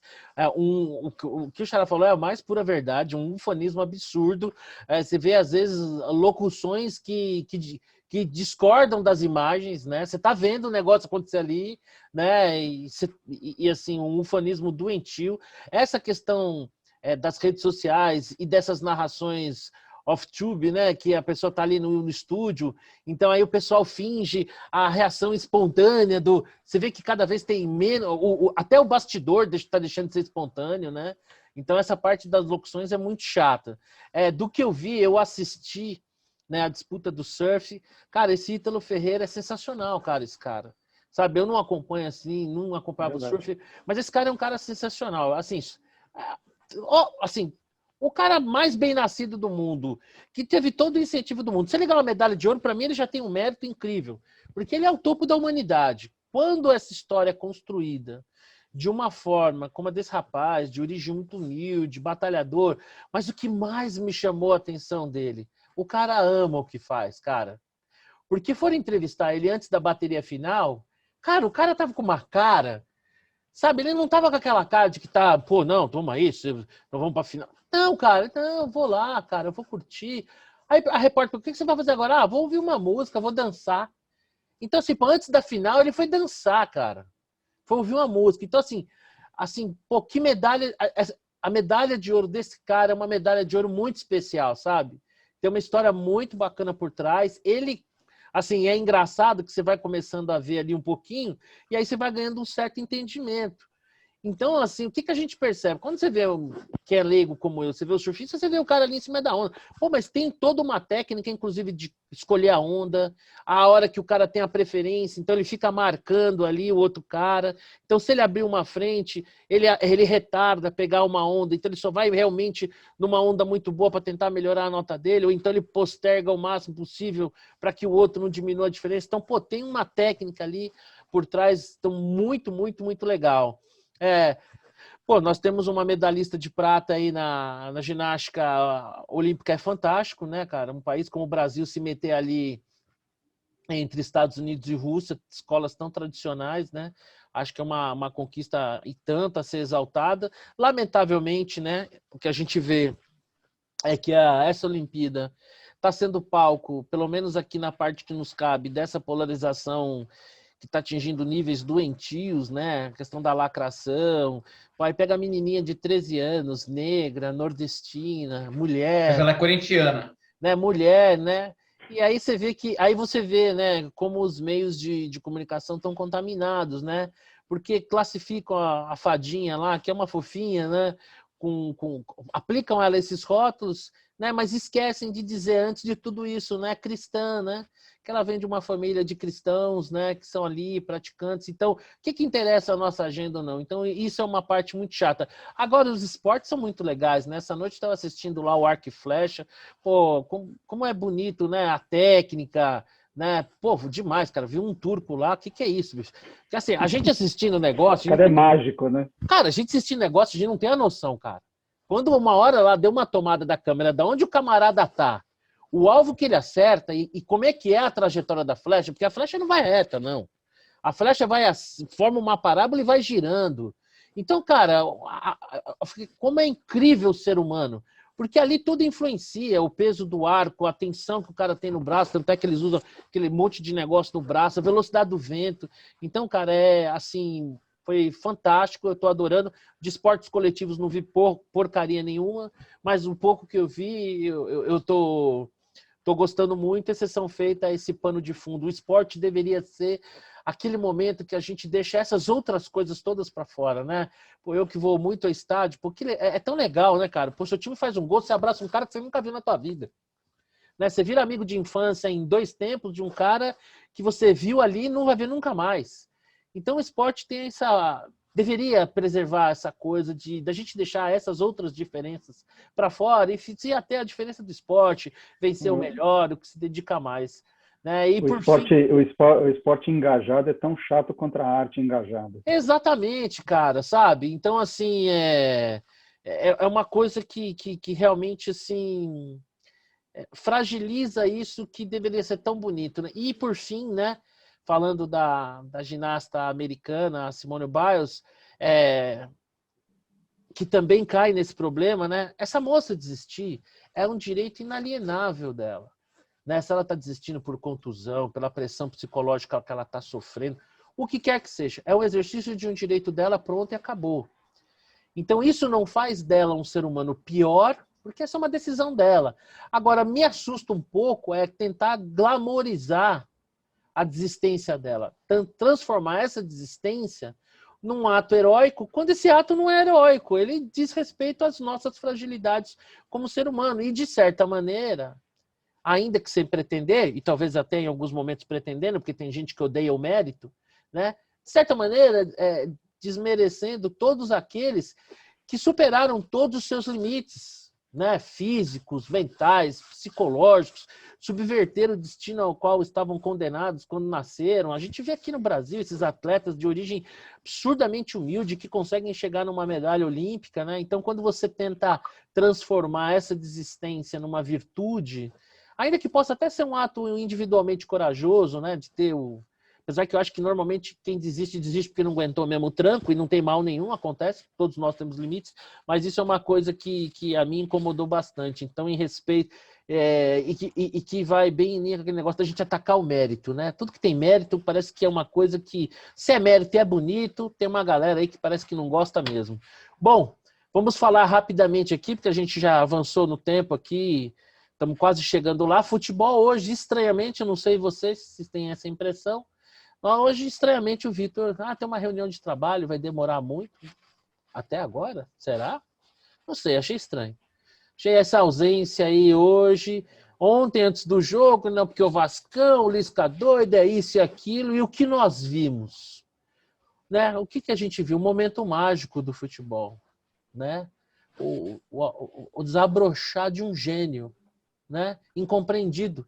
Né? Se Van Gogh em vida não conseguiu vender um quadro, né? Precisou morrer para ter seu valor reconhecido, vamos esperar que o mesmo não aconteça com esse gênio do futebol, Pablo. Eu que tantas vezes o condenei, cheguei a desconfiar que tivesse pólio quando criança, porque muitos definem o Pablo e dizem o seguinte: o Pablo ele tem 2 pés esquerdo e é destro.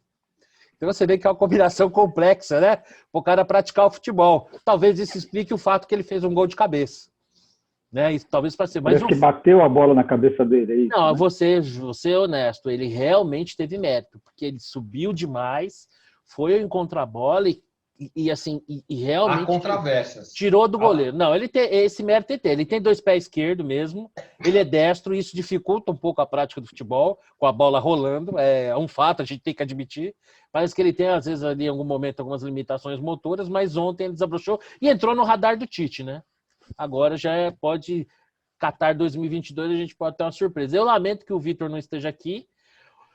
Acho que o São Paulo ontem saiu, de certa maneira, prejudicado, que 2 foi pouco. Devemos ir para São Januário com uma vitória um pouco mais elástica. E o Santástico, hein, o Xará, também avançou na Copa do Brasil, né? Esse Juariense, enfim, time encardido que ganhou do... Esse time estava perdendo, eu não sabia, um dos jogos, ele estava perdendo de 3-0 do Volta Redonda e empatou e depois passou nos pênaltis. Então, um time meio assim, meio Juventus, né? Da Rua Javari, claro, não da Itália. Mas, putz, você vê o jogo, de fato, é um time bem limitado. Só que o Santos estava com uma nhaca, a bola não entrava, é impressionante. Era na trave, aquele goleiro, vou te dizer, esse goleiro vai ser contratado. Porque, Santos de camisa azul também, né, Xará? É quase que um sacrilégio, né? Mas, enfim, é o uniforme antigo, né? Homenagem ao primeiro uniforme, né, do time. Só fez o primeiro gol aos 28 do segundo tempo. Depois deslanchou, né? Porque aí o outro time desabou. Mais ou menos como aconteceu no jogo anterior do São Paulo, né? Se não me engano. Acho que foi mais ou menos isso, né? Isso já foi segurou, tá? Isso já é assunto passado. Nós no programa sempre falamos exclusivamente do jogo da semana. Exatamente. É que me lembrou, porque no caso do São Paulo, muito tardio e depois no caso do São Paulo, de fato, o que importa hoje é a Copa do Brasil e a Libertadores.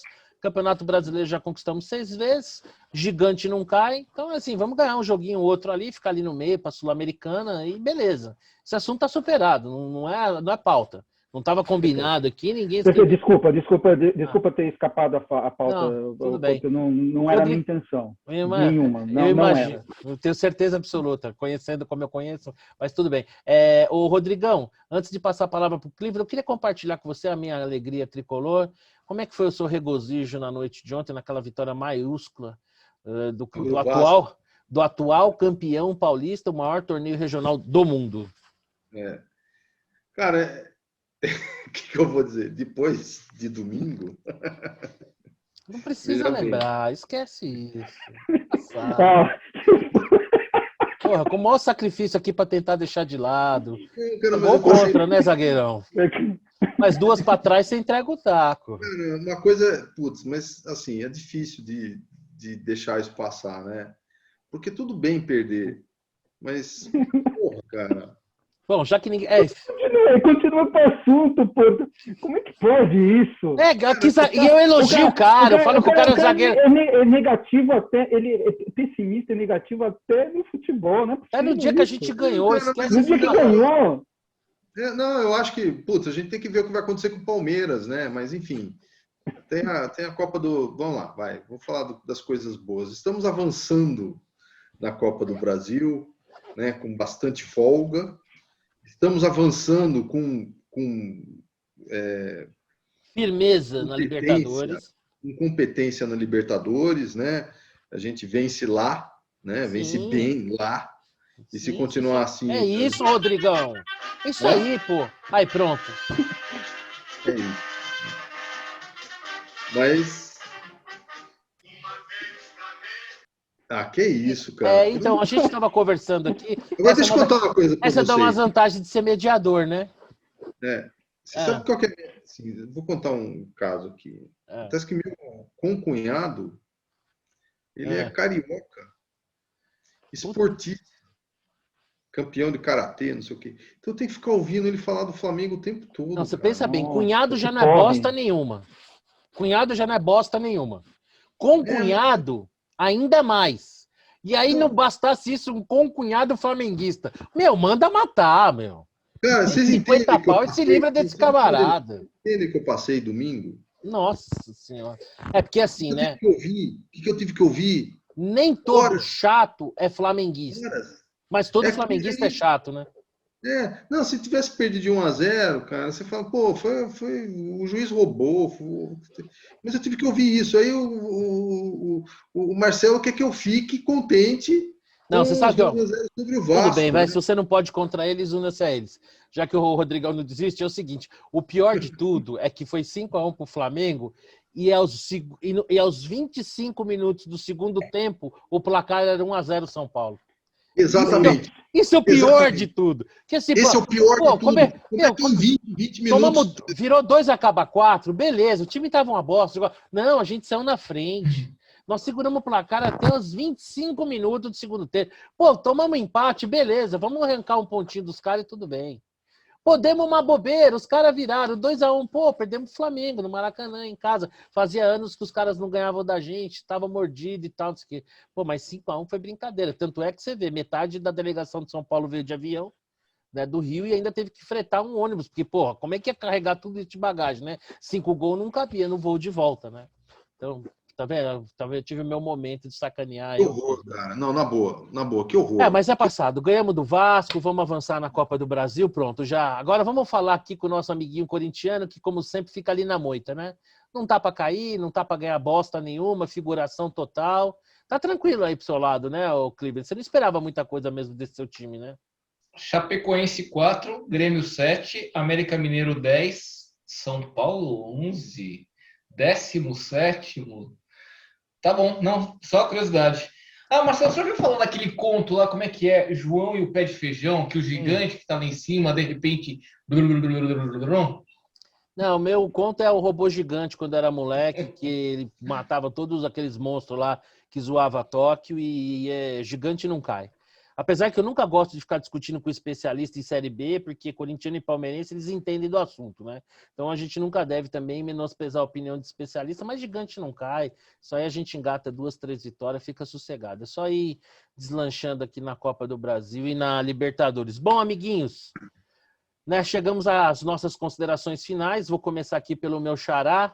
Xará, não sei se você quer compartilhar alguma coisa ou não, fique absolutamente à vontade. Peraí, deixa eu ver aqui. Peraí.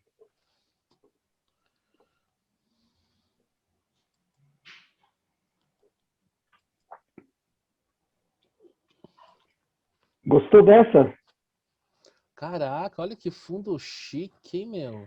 Cara, você tá... Olha, nossa, depois novidade, hein? Depois você tem que me ensinar como é que faz isso, hein? Isso aqui é segredos da produção, meu querido. Caraca, esse cara tá demais, meu. A gente ainda vai chegar lá um dia. Então, vamos lá. Vamos aqui começar com... Deixa eu pegar aqui. Minha bola... peraí, deixa eu ficar aqui. Minha bola dentro vai para os nossos medalhistas, né? Todos eles têm uma história por trás. Não tem aqui que acabou de ganhar, né? Do vôlei, né? Desculpa. Nossa, mas vôlei. eu tô com uma inveja insuportável de você. Do judô, né? Olha, que apresentação. Eu também, viu? Confesso. Cara, eu tô com muita inveja de você. Você vai ter que me explicar isso, senão, sei lá, cara, eu posso perder. Não, você não imagina para um leonino como isso é sofrido, cara. Então. Imagina para 2, então. Diga, Não, tá muito legal, valeu, muito bom, Xará. Então, os medalhistas, né, são de fato muito bola fora para o churrasco de Borba Gato. Churrasco de gato não, churrasco de Borba Gato que fizeram. Negócio absurdo. Você pode ter todas as críticas, mas, enfim, existem formas e formas de você fazer o seu protesto.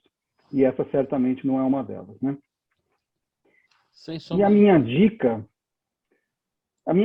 enfim, não vai ser unanimidade aqui. Vai ter gente que vai gostar, tem gente que vai odiar esse filme, mas eu gostei. Dolor e Glória, eu tô chique, hein? Pedro Almodóvar. Nossa, eu vou te falar. Esse filme é do ano passado.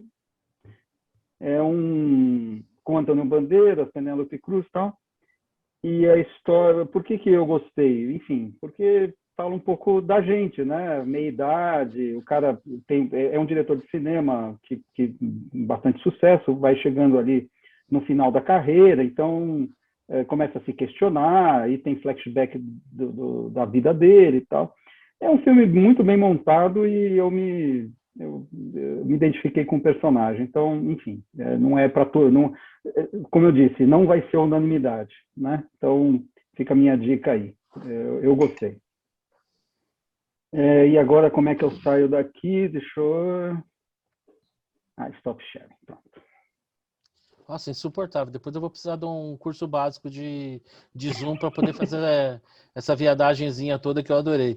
E você, Cleveland, quais são as suas dicas e as suas considerações aí? Minha bola dentro é a mesma que o Guterman, a bola fora também, mas a minha bola fora vai com louvor, porque haja jumentice, né? Haja estupidez fazer um negócio desse tipo. Para mim não tem outro nome, para mim isso é ato terrorista. Você pode chamar do que se quiser, mas assim, não dá para chamar de ser humano o cara que faz isso. O Borba Gato, ele protegia os índios, tem uma coisa assim, ele era, digamos, politicamente correto para a época dele. Não entender o que era a época e achar que tem direito de sair fazendo o que bem entende, botando fogo no que quiser. Cara, é surreal. É algo para mim que é simples isso aí, né? Só você olhar para o seu pai, para sua mãe, para o seu avô, sua avó, ver as coisas que eles achavam certo e errado, as coisas que eles acreditavam, porque, obviamente, eles eram fruto de uma época, né? Quer dizer, se analisar um personagem excluindo o contexto do qual ele fazia parte, é isso que a gente tem, né? E, assim, essa é a versão tupiniquim mal escrita do Estado Islâmico lá, né? Mesmo racional de atacar... Mas isso aconteceu nos Estados Unidos também. É uma ignorância, assim, tem um nível que a gente chegou. É a gente progressista, boazinha, que quer reescrever a história com todo carinho e afeto. E aí, só dica, sim, claro, só uma dica. Que eu assisti um filme que, assim, eu peguei por acaso, One Day, não sei se vocês assistiram. É um romance-drama que se passa na Grã-Bretanha, tá? É muito interessante, é uma história muito legal, eu recomendo, assim, que assistam. A Última Carta de Amor. One Day. One Day. Acho que é a Última Carta de Amor, é exatamente isso. Inclusive, a minha dica aqui, vocês vão ver a imagem também, achei muito legal. Não, One Day. Peraí, One Day é One Day com a Anne Hathaway. Isso, mas eu acho que é a Última Carta de Amor também, não é? Então eu tô confundindo, ótimo. Melhor, então são duas dicas.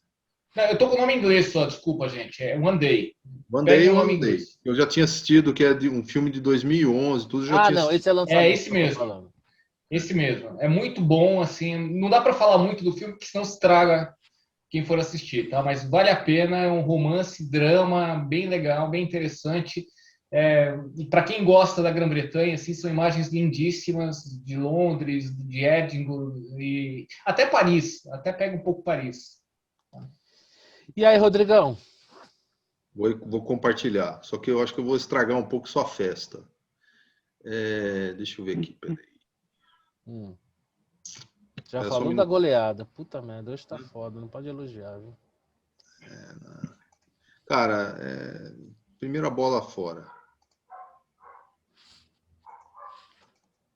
É isso. Isso me doeu. Não precisava lembrar, né?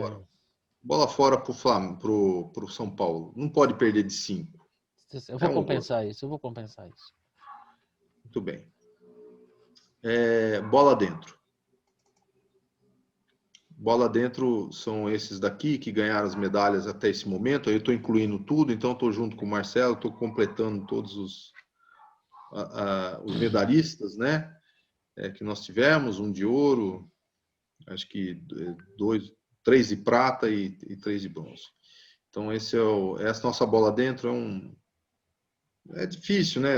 Enfim, são esportes individuais, então é a superação dos nossos atletas com todas as dificuldades, com todas as dificuldades que o nosso país traz, né? E falta de apoio, de patrocínio, de condições para se desenvolver no esporte. Dica. É essa que o Marcelo queria colocar. Que chato.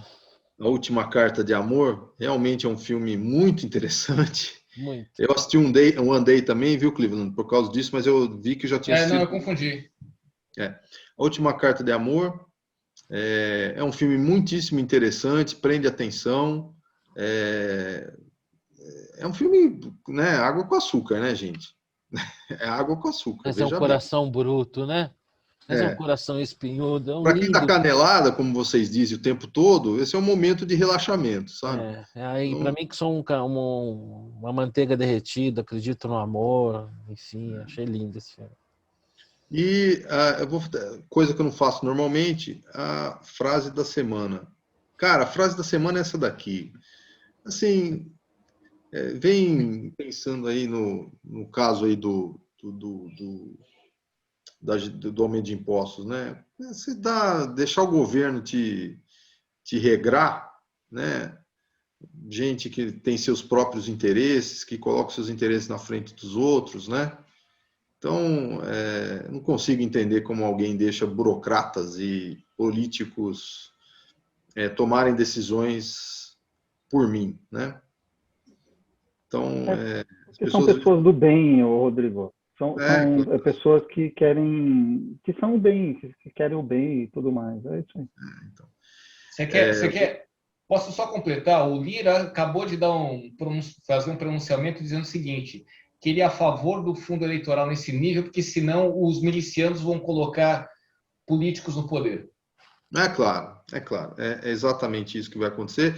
E os traficantes não vão colocar ninguém, se não tiver. Bom, ele não deixa de ter razão. Não teve fundo eleitoral em 2018. Quem está na presidência da República? Claro. É o único ponto na amostra que funciona. E aí que se elegeu sem nenhum centavo, né? Ou com muito pouco. Exato, exato. É muito louco esses caras. Bom, É disso que eu estou rindo, vocês entenderam agora? bom, vamos lá. Vou compartilhar aqui. Vocês estão vendo aí a apresentação bonitinha? Sim. Bom, Senhor. representando todos os atletas medalhistas, mas particularmente ele pela sua conquista da medalha de ouro, que é algo assim inédito, especialmente numa modalidade que está se iniciando, mas especialmente por esse camarada aqui, sabe? A postura dele na prova, durante a prova, depois da prova, foi emocionante. Confesso que me emocionei com a entrevista dele logo depois da conquista, né? Então, assim, era um cara que eu já tinha lido, ouvido alguma coisa, mas nunca tinha parado. Que nem o Medina, você tá vendo propaganda, tá com a Yasmin, brigou com o pai, brigou com o padrasto e tal, não sei o quê. Mas esse cara, assim, então, assim, a minha bola dentro, eu vou dividir para, a meu ver, assim, os dois nomes de destaque mundial no esporte nessa semana. Então, a minha bola dentro vai pro Ítalo, né? E vou dividir essa bola dentro dele com o Pablo, né? Esse gênio do futebol que desabrochou com um belíssimo gol contra o Vasco da Gama, praticamente determinando a classificação de São Paulo. Ele, juntamente com o Ítalo Ferreira, dividiu o noticiário do mundo do esporte. A minha bola fora vai para a declaração do Bolsonaro em relação ao vice-presidente Mourão. Eu fico me perguntando, muita gente tem simpatia pelo Bolsonaro, porque vê nele uma espontaneidade, né, que não vê na maioria dos políticos. Isso é um fato, é verdade. O cidadão comum, quando vê o Bolsonaro, muitas vezes a falta de papa na língua, vê ali assim, uma certa autenticidade que não vê na maioria dos políticos, né? Tudo em exagero vira defeito, né? As nossas maiores virtudes e os nossos maiores defeitos estão muito próximos entre si, porque é o exagero de um em relação ao outro. E essa declaração dele, assim, pouco respeitosa em relação à figura do Mourão, né, de que o vice-presidente é que nem cunhado, a gente tem que aturar, que às vezes ele atrapalha um pouco. Então, assim, acho que é desrespeitoso com a figura do Mourão, é desrespeitoso com o cargo que o Mourão ocupa, e eu diria mais, é pouco inteligente, né? Não para quem está na condição que o Bolsonaro está, tão questionado como com tantos pedidos de impeachment, ter um vice-presidente simpático e fiel é uma medida de inteligência. Então, se referir ao Mourão da forma como ele se referiu, além de desrespeitoso, para mim, demonstra muito pouca inteligência. Então, a minha bola fora aí para o Bolsonaro. Uma dica, eu estou cada vez mais me encantando pelo cinema indiano. Assisti esse, muito Eu bom. tinha uma visão meia caricata, né, de como às vezes esses filmes nos chegam lá, de Bollywood. Só porque tem financiamento público, dá pro pau? Não entendi. Só porque tem muito financiamento público para dar pro pau, assim, sobra dinheiro lá? Então, cara, eu não entendo o que está por trás dessa explosão cinematográfica que tem lá, e tinha uma visão muito estereotipada dos filmes indianos, mas a cada dia que eu assisto um bom filme indiano, eu me encanto mais e vou procurando. E esse filme é um filmaço, na minha opinião, porque tem uma série de temáticas envolvidas nessa questão da desigualdade social na Índia. É um país que tem muita desigualdade, mas tem um outro... É uma desigualdade ainda mais cruel, porque essa estrutura de castas, né? E mostra assim como as pessoas levadas no limite, né? O quanto as pessoas subestimam umas a outras. Então é um filmaço, não vou dar spoiler, mas acho que vale muito a pena. Para encerrar aqui, corroborando a dica do meu amigo Rodrigo Delosso, A Última Carta de Amor. Se para um coração peludo como o dele, para um zagueiro central, o filme já tocou, vocês imaginam para uma manteiga derretida que nem eu, que chora até em propaganda de margarina, final de novela, Ao Mestre com Carinho com Sidney Poitier, eu já vi 177 vezes, nenhuma delas conseguia assistir sem me emocionar. Então, essa é a minha dica. E é isso, né, meus amigos? Vamos encerrar aqui nosso 61º encontro, quem diria, rumo ao 100º, né? Já passamos mais da metade do caminho para chegar ao nosso 100º encontro. Hoje, infelizmente, né, numa coincidência um pouco estranha, questionável, mas que não irá passar em branco com o nosso RH, nosso amigo do Victor Lorano esteve presente. Não vai adiantar enrolar, porque na semana que vem a gente se encontra na quarta, não na quinta, né? Talvez ele ainda tenha, talvez ele apareça, mas na outra semana talvez ele falte de novo. Vamos ver se as nossas desconfianças se confirmam. Xará, muito obrigado. Excelente artigo seu publicado no Estadão, muito legal, muito oportuno. Esse paralelo que você traçou em relação ao nosso quadro político, muito bom. Cleveland, dispenso, né? Não vou me tornar repetitivo. Sempre que você escreve, escreve muito bem. É uma leitura obrigatória. Rodrigão aqui, que me prestigiou com a sua presença num painel que nós organizamos aqui em nome da Nucleopar Investimentos para falar sobre... tem 3 versões, né? A versão chique é ESG. A versão normal é SG. E tem a versão aqui da moçada da Nucleopar, que é ESG mesmo, né? Então, o Rodrigo teve uma bela contribuição. Confundir com a Escola Superior de Guerra. Exatamente. Né? E o Rodrigão deu uma excelente contribuição para esse painel, somado com mais 2 analistas da XP, que nós subimos aí essa semana no nosso canal. Então é isso, meus amigos. Sempre muito bom encontrar com vocês. Espero que na semana que vem o time esteja completo. Aliás, eu ia completar, Rodrigão, seu artigo também sobre a questão do tributo sobre os impostos sobre dividendos. Maravilhoso. Muito obrigado, viu, meus amigos? A companhia de vocês, para mim, é um grande privilégio. E até semana que vem. Abraço. Tchau, tchau. Até mais. Abraço. Valeu. Tchau, tchau.